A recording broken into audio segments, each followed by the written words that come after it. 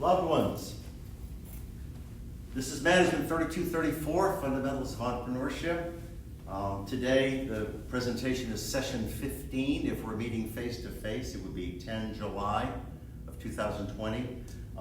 There is a marker in that, and that is that today's presentation is day 5 of week 3.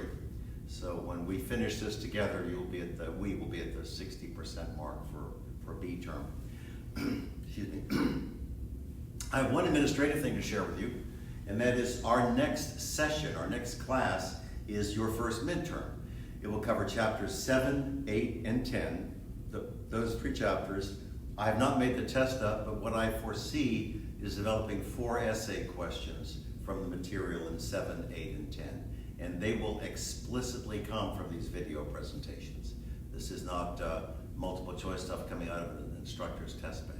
I'll develop the questions from the presentations that I've made to you across those 3 chapters. So today we're going to talk about chapter 7. 7 is a chapter that talks about testing markets, and it's actually relatively short in terms of content, but there's some powerful stuff in here and a couple of really useful examples that I'll try to bring to light in a moment. Before I do, though, I want to share with you a story that's important because you have to virtually attend all of these classes. I joined the faculty at Georgia Southern in 2008, so I've just wrapped up my 12th year here at the end of the spring semester.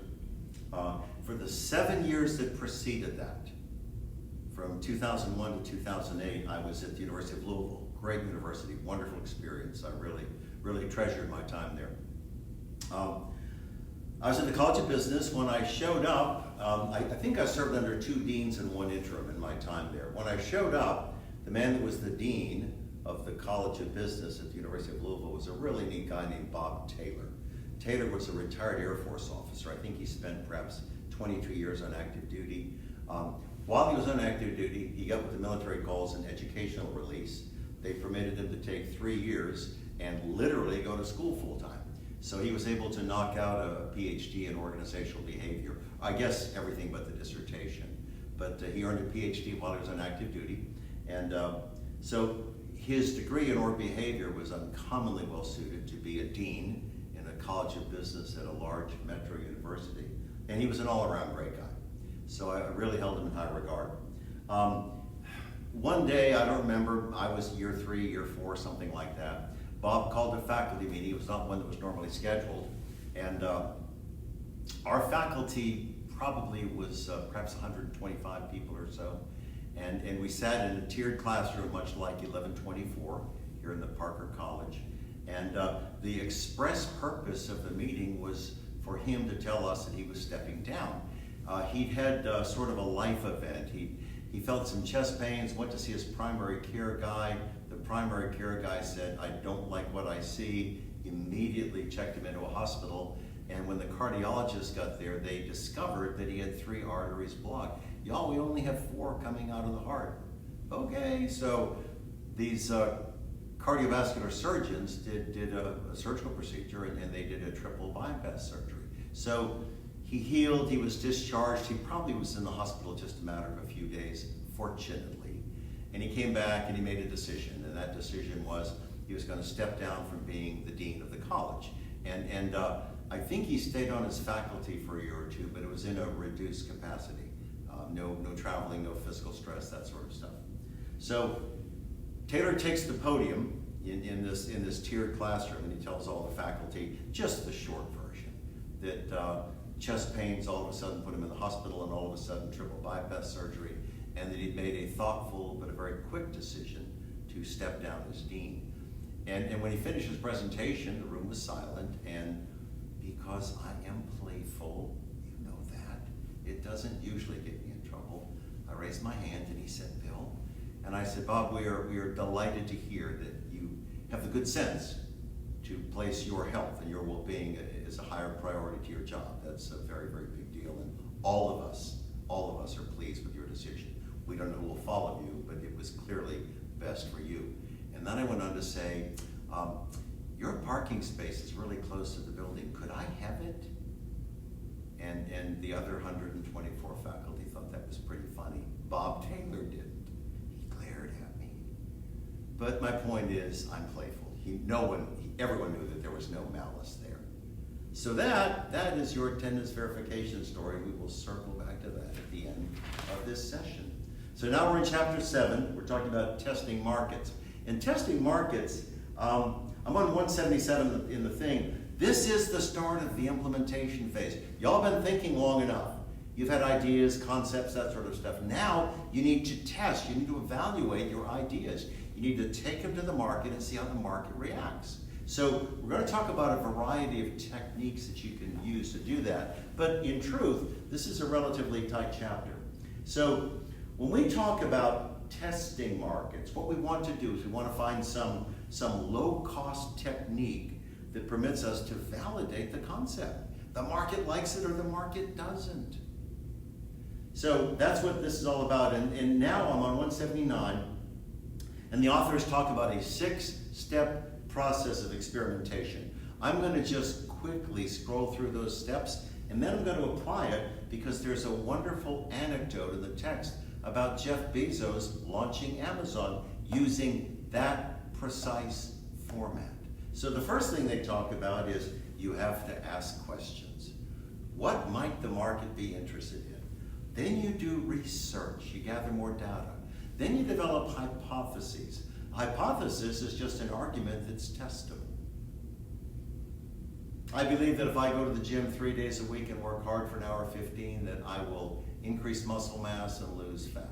That's a hypothesis, isn't it? So what if I go to the gym for the next 8 or 10 months, 3 times a week, push it hard for an hour 15, and I gain muscle mass and I lose fat? What I've done is I've proven that the hypothesis was right. So hypothesis is just a testable argument. Well, then you test the darn thing. You develop the hypothesis. Here's what I think is going to happen, and then you do it. You go to the gym or whatever it requires. Now, once you test it, you have data. So you have to analyze the data, what precisely happened. Let's assume that, I'm making this all up, I hadn't thought about that as an example. Let's assume that because you can measure these things, that my weight has dropped 14 pounds and my body mass index, which is a measure of body fat, has declined 7%. So I've dropped weight, and all I'm doing is analyzing. I'm just crunching the numbers. I've dropped weight, and I've reduced my body mass index, so I have more lean muscle mass. So now that's the analysis part, and then the 6th part of this process of experimentation is you interpret the results. The hypothesis predicted an outcome. You do the test, you do the analytics, you actually crunch the numbers, and then the interpretation simply answers a relatively straightforward question. What do these data mean? Well, in my goofy example, it means that if I go to the gym 3 times a week, work hard for an hour 15, that indeed I will increase lean muscle mass and I'll drop body weight. Okay, that's what the results mean. So I know that's an overly simplistic approach, but I just want you to understand that this process of experimentation is so straightforward. Now, let me do this. I'm going to actually grab the text and I will excerpt. I will take a few things from it that match up to this. I'm on 181 in our textbook, and it starts talking about Jeff Bezos and his decision to launch Amazon. So here's where we start. Bezos was working at a Wall Street firm in 1994, and he realized that internet usage was growing dramatically. He had some data that suggested that. So he said to himself, my gosh, if the internet's growing at 2,500% per year, that usage, there must be an opportunity for an online business. So the bell kind of rang. The bell went off in there. So then he started asking some questions. And he would have asked them of anybody, the people in the next office, his girlfriend, my girlfriend, whatever the case may be. What do people buy most from mail order as opposed to going to a store, a bricks and mortar store?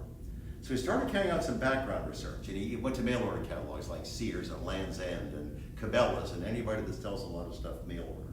So that was the research piece. He was looking at what mail order catalogs presented.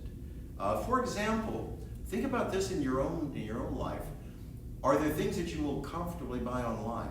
I've bought a fair number of shoes online. When I say shoes, I don't buy dress shoes online or running shoes, but I typically buy things like boots, lightweight hikers, and stuff like that. because I'm only going to buy from somebody reputable, which means to me, if it's a bad fit, I get to box it up and ship it back. You know, the only thing I've lost is shipping, perhaps one way, sometimes two. Now, my wife will not dream. She'll buy all sorts of stuff online, but she won't dream of buying shoes online because she wants to put them on her feet, make sure that there are no points where there's pressure or abrasion or anything like that. But what do you buy online? So that's the point. He's asking these questions and doing the background research. So his hypothesis, he asked the question, he did some research, that's the second step. Now he creates a hypothesis. His hypothesis was, I believe that there's a market for any product that would be broadly regarded as a standard product. Something that's not customized, something that doesn't require fit. And he realized that books ideally fit the description of a standard product, don't they? A book is a book. If you buy it new, there's no question about condition, missing pages, highlighters, marks, dog ears, love notes in the margin. And if you buy it used, oftentimes the seller will describe it. And they may say dusty or yellowed or terrible or whatever. So now we're at the third point, the hypothesis. His hypothesis was that people would comfortably buy standard products online because they didn't need to worry about the texture of clothing or the fit of shoes or anything like that. So now he has a hypothesis, a testable argument, and he has to run an experiment. He's got to test it, right? Wasn't that the fourth step in the process? So he partnered with a group called the Ingram Content Group, a book wholesaler that agreed to warehouse and ship the books if he got orders. So he then launched this business sort of as a pilot, sort of as a test. And he analyzed the data from these book sales, and he was convinced that the results gave him a tremendous potential, that he really thought that he could sell books successfully online. And of course, his decision then, once he interpreted those results, and saw that he could make money and sell them easily, as long as he had somebody who could do the fulfillment. You know, somebody who could, from a distribution center, box them and ship them. Pretty straightforward concept. In fact, when Amazon launched, I think it was 1996, when Amazon actually launched, the only physical facility, the only physical plants that Amazon had was it had a fulfillment center in where you place your orders and stuff in Seattle, and then it had two warehouses, one East Coast, one West Coast. That was it. A fulfillment center and two warehouses for distribution. So again, Jeff Bezos, when he launched Amazon, did precisely what the authors are talking about in terms of this six-step process of experimentation.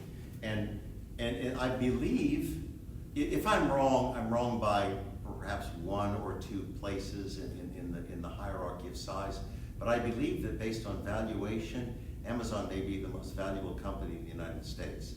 Sometimes it's Microsoft, sometimes it's Apple, but I believe that Amazon is the most valuable company based on market capitalization. So clearly, Bezos did that very simple six-step process of experimentation, classic textbook, one right after the other. And his decision was that he could sell books profitably, and now we can buy all kinds of goofy stuff, can't we? So now, I'm in the textbook on 183, there's a figure, it is 7.2, and it talks about 6 types of customers. And my take is there might actually be only 5. 5 customers and 1 disruptor, but I want you to decide. So the first thing the authors talk about is a user.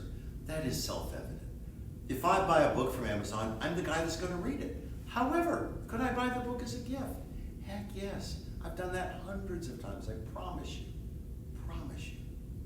I've given history books, books about horde behavior, books about long-range precision shooting. I bought dozens of books, hundreds of books, and given them as gifts. Family members, friends, that sort of thing. So, a user is self-evident. I'm going to use whatever it is that I buy. I'm going to use or consume it. Sometimes we consume things. I don't buy Band-Aids from Amazon, but could I? If I bought Band-Aids from Amazon, could I use them? Could I put them on my body? Heck yeah. The second type of user they talk about, and this is an eye roller, loved ones. The second type of user we talk about is an influencer. Now, I think the concept is bogus in ways I can't even describe. I almost have no words. Influencers are people who have egos larger than Houston. Texas, I apologize. I shouldn't have done that to you. I love Texas. Enormous egos and no substance. In most cases, they're women. In all cases, they think they're adorable and cute. And all I ever see is bleached blonde hair and side boob. That's what I get out of influencers. But what they do is they'll approach resorts and say, look, let me stay at your resort free. I know it costs $15,000 to spend a week there, but I'll post all sorts of pictures on Instagram and people will flock. The woman, Lori Loughlin, who's going to be going to prison for the Varsity Blues scandal, paying $500,000 to get her daughters at the University of South Carolina on the rowing team, something that neither had ever done. At least one of her daughters thinks that she's an influencer. And of course she's doing fashion and makeup tips and things like that. So you could fairly call that a customer, but I can promise you no matter what I did, there would be no influencers who got my product free. That's beyond stupid. Besides that, they have no objectivity, do they? They're compromised. They promise you, the seller, that they're going to speak favorably about your stuff. So there's no objectivity. So influencers are lame in ways I can't even describe, but heaven forbid, they're all over Instagram and other places as well. So a third type of customer would be somebody who possesses expertise, somebody who could recommend a product. I want you to think about something. I hadn't thought about using this as an example, but it's a useful one. I don't shoot in any discipline competitively, but many people do. I used to. I've done it often, but I no longer compete. That fire has gone out. So what if I shoot long-range precision rifle? I'm shooting 1,000-yard matches or longer, and I am ranked top 5 in the nation. So clearly, I'm an active competitor, and I'm uncommonly good in this domain. So if I possess expertise as a rifleman who competes in long-range precision shooting, and you come to me because you manufacture sport optics and you say, Bill, we'd like you to use our scope and evaluate it, and if you like it, we'd like to provide it to you at a discount or whatever, but more importantly, we would like to film testimonials or whatever it is that we want to do. So I get this optic and I put it on my rifle and I shoot it in several matches and I practice a lot and I abuse it to see if it's got mechanical integrity, and I test it and evaluate it in a lot of different ways, and I'm happy. I'm well pleased. So now I say, yes, I'll be a recommender for you. And that typically means some kind of a sponsorship deal. But the point is, in this instance, I'm the sort of customer who has expertise. And if I am this top dog in long-range precision shooting, and you're interested in that, and I say, this scope is uncommonly good for these reasons, I'm winning matches and championships with it, there's a great deal of credibility in that, isn't there? So the third type of customer that the authors are talking about is this person who has expertise in any domain, car racing, anything, who could be a recommender. They talk about type number 4 as the economic buyer. I think that's kind of a goofy term, because all they're talking about is somebody who makes large purchases. What if I'm a purchasing agent for Lowe's and you sell garden equipment? Huh? Should you be talking to me? Because if I buy your garden equipment and I put it in our 2,400 stores, you're looking at sales of tens or hundreds of millions of dollars a year, aren't you? Because I'm just going to buy it to resell, but I'm going to buy it on merit. I'm going to buy it because I think it's a good product. I think we can offer it at an attractive price point. I think there's margin in it. I think that you'll support me in terms of after the service sales if there are problems or anything like that. So they talk about this fourth type of buyer as an economic buyer. And it doesn't have to be the purchasing agent for Lowe's. We have a woman in the dean's office who makes a lot of purchases for consumables here, like office supplies and even furniture and stuff like that. So if you sell those services or those products, wouldn't you want to get to know the person who buys in large quantities? So the authors use the term economic buyer, and all they mean is somebody who makes large purchases, sometimes for consumption, to use, but sometimes for resale. A fifth type of purchaser whom they talk about would be the decision maker. What if you have created some new software program, something significant? Don't talk to me about a phone app where I can find pizza. But you write a software program that has some genuine value, some benefit to business. And if I am indeed a decision maker, I'm not going to be using the software. I'm not going to be supporting it. That's what the IT people do. But you might present it to the IT people, and they would, critique it or whatever, and then present it to me, the high person up in an organization who makes the decision. And I may have competing platforms. I understand that Amazon and Microsoft just fought over a contract for the U.S. military, and it was worth something like $10 billion because it was for cloud services, storage and retrieval and that sort of stuff. And Microsoft won the contract, and Amazon, of course, has brought lawsuit because they said, no fair, we didn't get the contract. I don't know what will happen with the lawsuit, but everything I've understood about it, there was nothing flawed in the bidding process. So it'll probably stand. But you see my point? The people who made those decisions in the Department of Defense are not going to be people who are going to be doing anything to do with cloud computing. They are higher ups who make a decision about what we're going to put in that's sort of system-wide. They're not users. They're not recommenders. They're not influencers. And the last thing they talk about, I've never seen this before reading Heidi Neck's book a couple of years ago. I know Heidi well. We were grad students together. She was at the University of Colorado, where, yes, they're all stoners because Colorado has recreational pot. Heidi's a good woman, good teacher, good scholar. They talk about the sixth type of customer as being a saboteur. And I think of sabotage as an overt act. If you don't like somebody, you put glue in the locks of their office door. You key their car. Maybe I'm wrong, maybe I'm misguided, but I think of sabotage as an overt act where you, the saboteur, do something to keep something wholesome from happening. What they're talking about is they're talking about somebody simply that has veto power. Wouldn't that describe any decision maker? If my wife and I go to the Ford dealership and we're interested in a new car, we both have veto power. Elaine may say, no, honey, I don't want it. Or I may say to the guy, the price is unacceptable. But my point is, I'm not sure that makes us a saboteur. I guess what I'm doing is I'm challenging their framework. I don't think that a saboteur is actually a type of customer. Because I believe that in every purchase decision, somebody, the purchaser, has veto power. Somebody can say, no, unacceptable, for whatever their reasons are. And sometimes those things can be resolved, and sometimes they're irresolvable. So, again, it was important that I present those six types of customer. Now, they want to talk about data. And data is too big a term. I'm on 186 in the text, and they talk about data as having value. I'm not so sure that I agree with that unless the data are almost real time. And the reason I say that is if data simply come from the past. If you look at what we did in the last quarter, in the last fiscal year, over the past 5 years, what happened in the past has almost no predictive value, none. Because the market is so dynamic. We've got emerging tech, competitors doing different things, shifting consumer needs or perceptions. The past in business has surprisingly little predictive value for the future.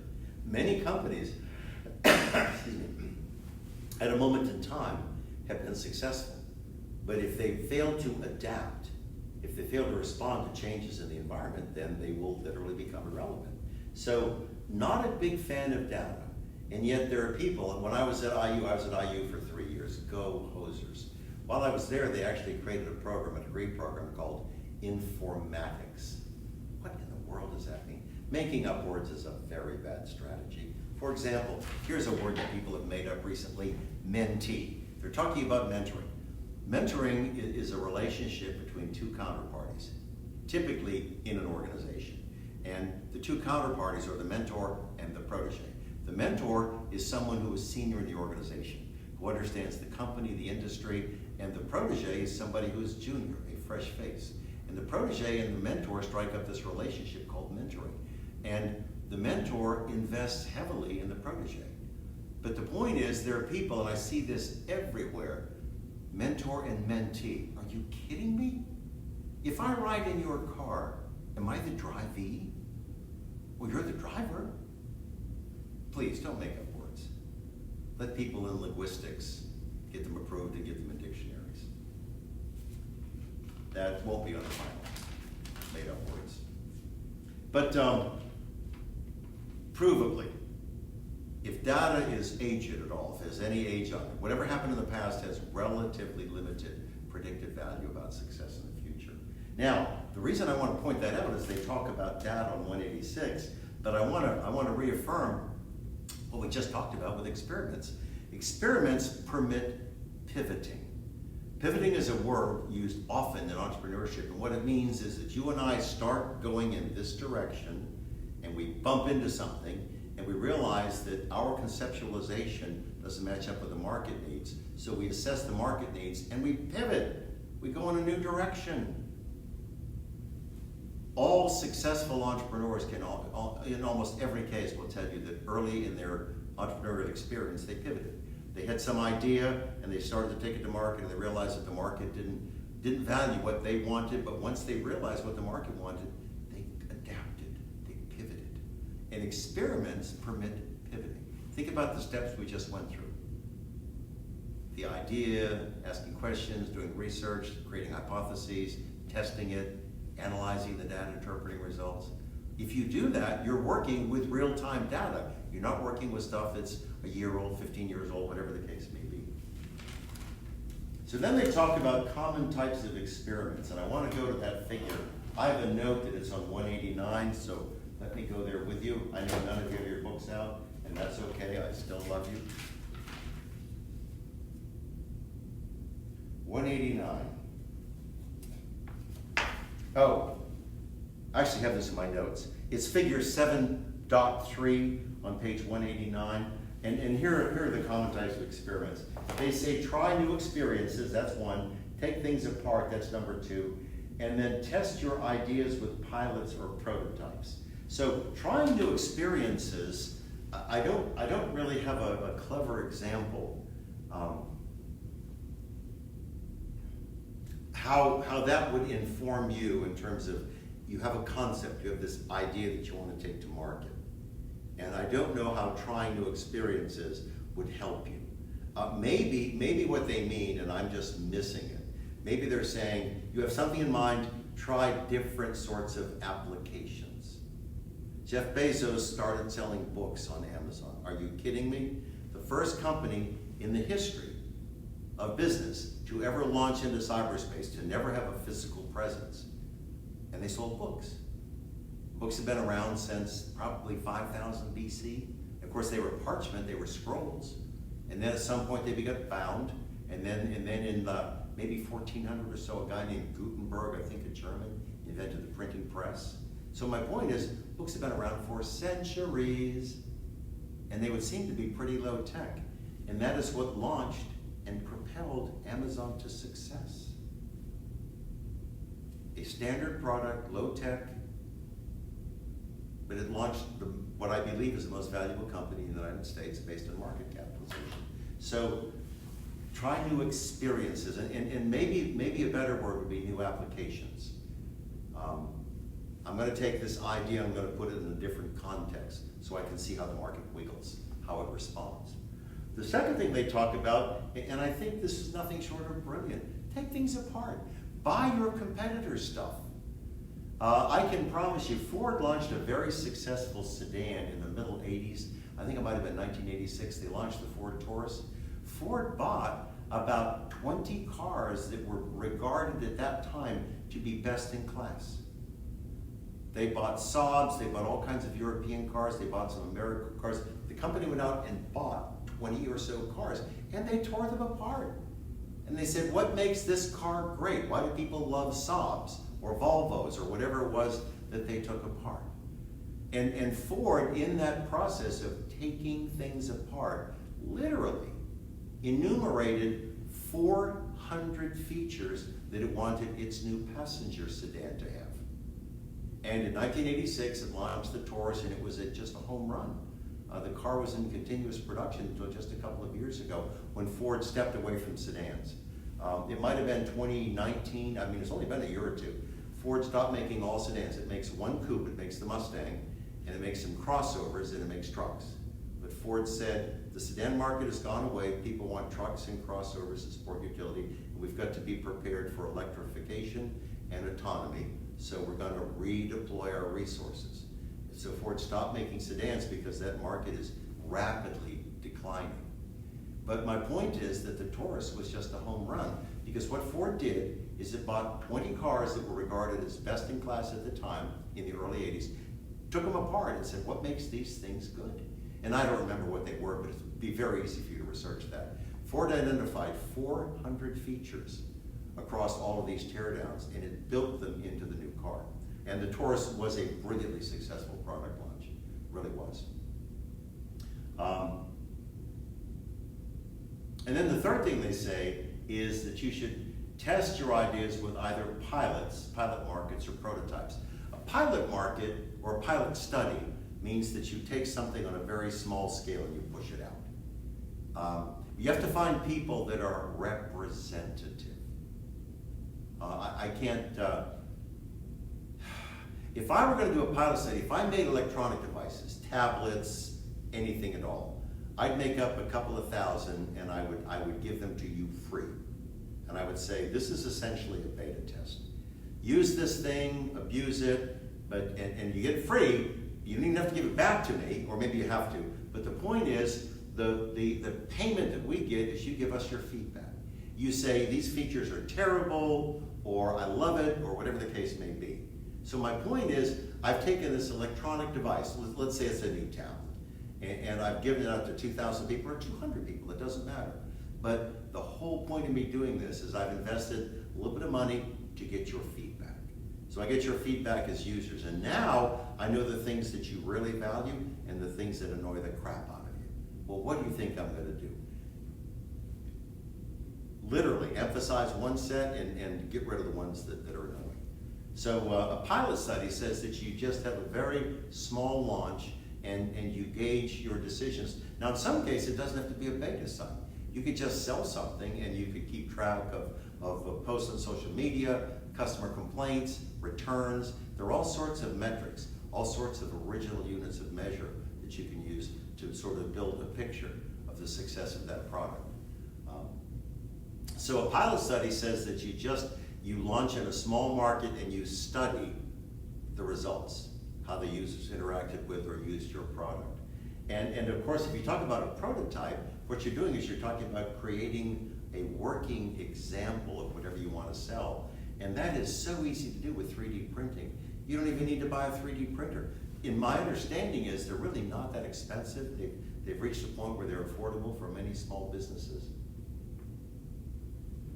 But the College of Engineering has a 3D print lab that you can use. It costs $50 or something like that to fabricate your prototype. The Business Innovation Group, which is down on our city campus on East Main Street, has a fab lab, a fabrication lab. And I don't know if there's a fee, but if it is, it'd be very modest. But the point is, you can build a prototype and you can study it. You can take it to people who you think are key constituents and say, here's what I want to bring to the market. What do you think? And they can poke at it or use it or talk about it and say, well, gee, that's stupid.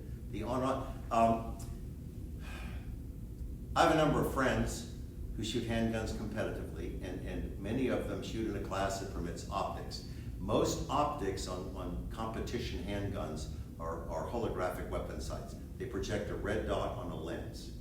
So here's the reason I'm talking about doing a prototype. Some of these things, especially in the early stage, they all require a power source. They require a battery, and then they have an on-off switch, and they usually have a switch for intensity. But if you're the competitive shooter, you've got your sight turned on, and you pull it up, and there's a red dot in a lens, and you put that dot where you want to shoot, and you break the shot. But here's what cracks me up. Some of the early holographic weapon sights that were meant to be mounted on pistols had the battery door on the underside of the device. So to change the batteries, you had to dismount the sight, get the old battery out, put a fresh one in, mount the sight, and re-zero the gun. Dumber than a rock.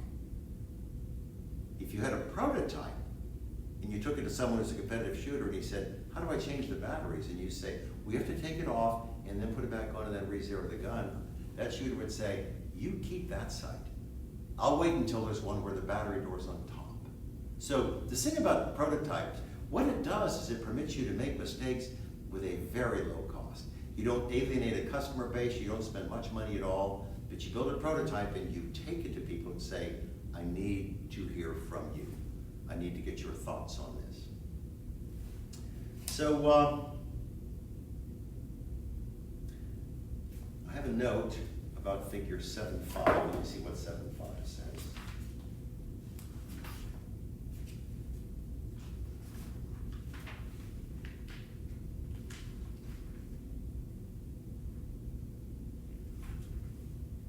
Oh, figure 7.5 on page 193.